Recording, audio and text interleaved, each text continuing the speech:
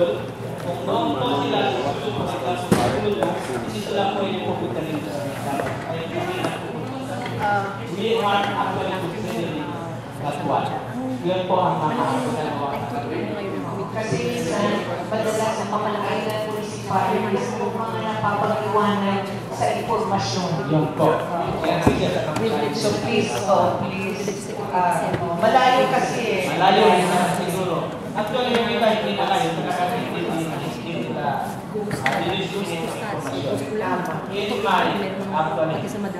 lacking analysis, my research, my institution,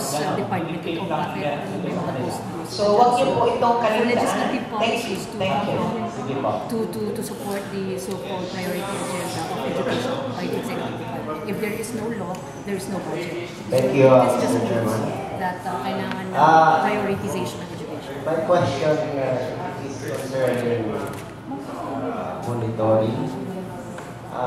We have 464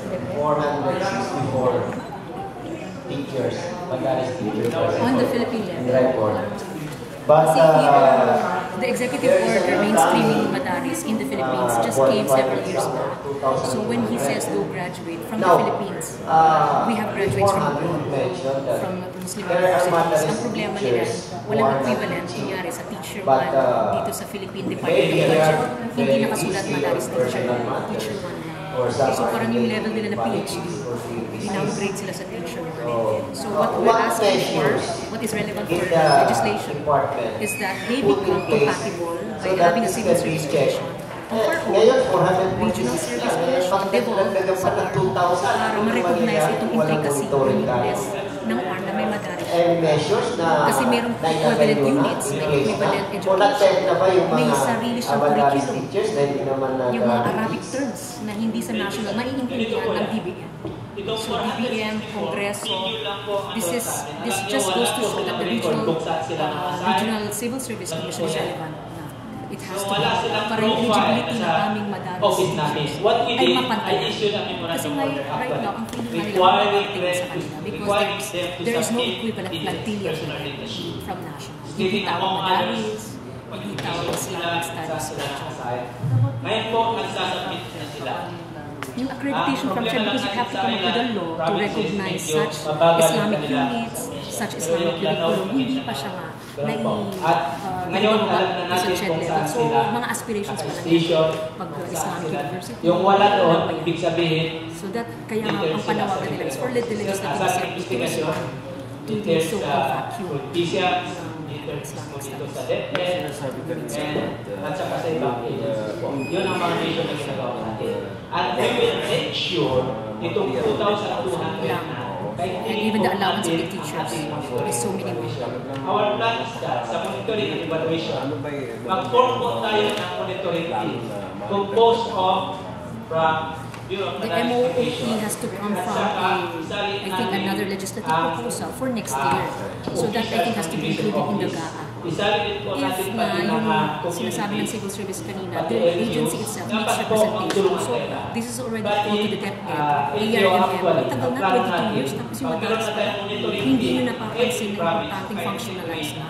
So dapat siguro, DepEd, ARM, RNA, o RG, if we want to make an impact sa 12 months na lang remaining, sa itong transition government, reform government, mukhang kailangan i-systematize na yung panawagan at ma-institutionalize. Kung ano naman, ilang chokes lang ang pwede bilhin ng 10,000 pesos at chairs. I heard about institutionalization of Baitul Mal, which means centralized collection of zakat by all, from all Muslims. Do you think that would that be doable?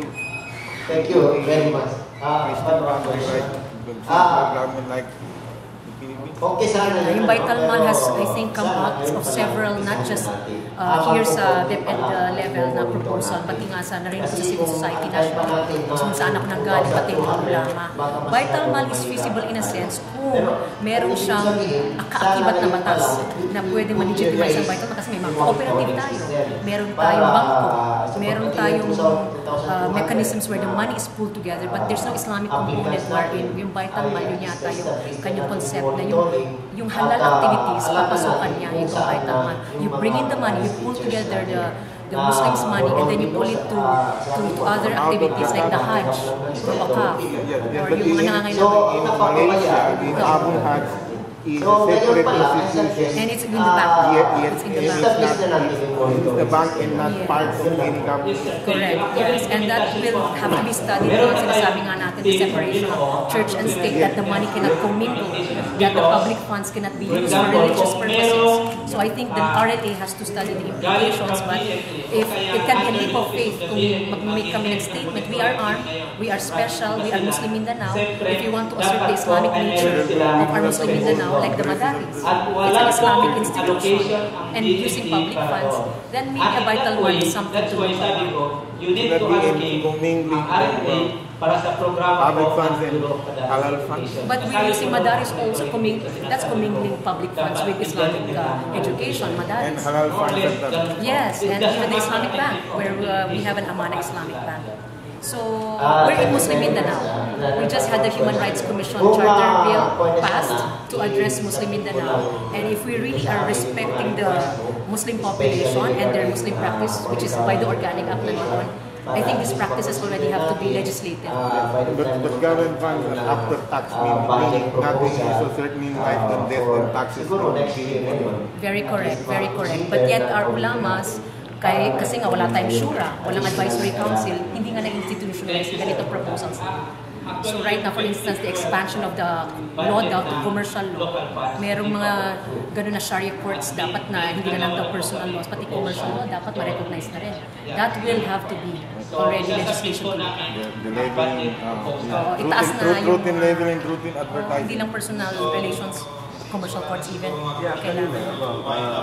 Na-interview namin si Mr. Ruel Macabal. Oo. Action officer. Mukhang meron sila mapapalasan para matulungan na teachers natin na book sa utang sa lending institution. Private lending. I see one important point in your presentation regarding this International Islamic University. That we understand there are 3 international Islamic Monday, Vern, mag-present sila ng formal proposal nila with the Development Bank of the Philippines with a possible negotiated arrangement for the DBP to take on, because it's a development bank. So, not preempting that, we hope to listen to the proposal. OIC before, which established and financed the creation of this respective international Islamic University. Hopefully, we Private contracts, that is in maybe drafting resolution, innovations, transactions. and they will submit that Tapos to pang the gobyerno OIC. dahil yung DepEd official has signed to release their salaries withheld with, and there are certain laws on not withholding salaries. So doon papasok ang foreign government when this official withheld the salary. Number 2, Pwede naman. observation. So yung teacher, yung official na yun has to be held accountable. Why did you do that? Despite this private contract. You do not know where the existence of this 464 and what positive are detailed in the very politicians and offices. So the way I see it is that Wow, we that's a do not legal have question and control and something that I think the executive department will be well answer. 464 employees. So ang kwadran siguro sa assembly, kung kinakailangan i-straighten natin ang batas, siguro marami na tayong mga batas. For the Kung supplement. ang creation ng Bureau of Madaris, kasi locally funded office ito, para Dito sa RLA, supervision passed a and control, resolution especially on regarding sa proposing to the deployment of DBM for a teachers supplemental budget. at saka yung And the management regional sa kanila, government to also provide for makabalik. supplemental. So this is something that the RLA has passed as a Wala kang resolution. supervision and And we just control, left, kaya raised it up to the so level. they exist anywhere, wala tayong pakialam. Ayaw ito kung saan pumupunta yung sweldo nila, saan yung galing. And we thank the Office of the Governor, pero this does not prevent the fact that we need enabling legislation para sa future sectors. Baka hanggang this administration pa ano. Importante po yung enabling legislation. Nasa organic act natin, pero walang among the RLAs, with the Governor, he has expressed his intent to support the sectoral. I, for one, as Vice Chairman of Education, Tatlo lang naman will IT, sponsor women, the and agri. before. And I hope our brothers and sisters here are very much supportive of Ay, hindi making pa naman. our children Ma'am, you are... The new mindset for children to become Islamic.